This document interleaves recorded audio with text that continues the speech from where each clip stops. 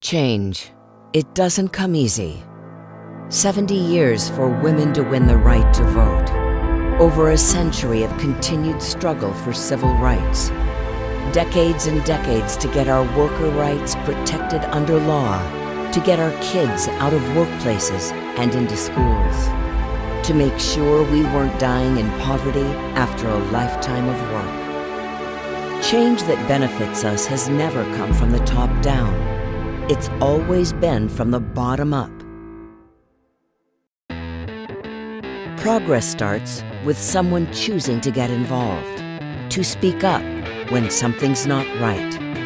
It's talking to a coworker, sharing what's important, pushing lawmakers to do what's right. It's never been easy, and it's not always embraced. There's always pushback from those in power.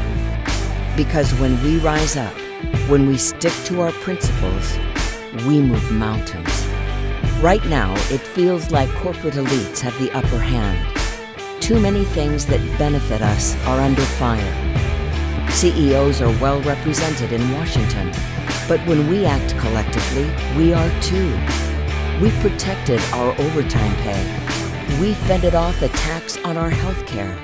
We defended our right to form unions and bargain for our future. We've even made progress in our decades-long fight for fair trade.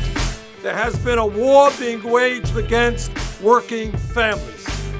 And one intrinsic part of that war is one disastrous trade agreement after another. And today, we're at a defining moment.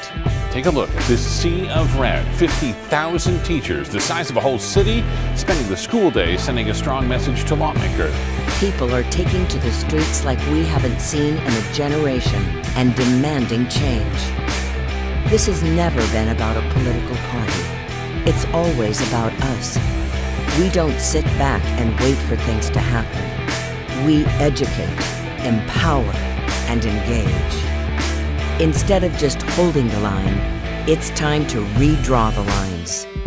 We've got a vision for a better future, for our workplaces, our communities, for our families.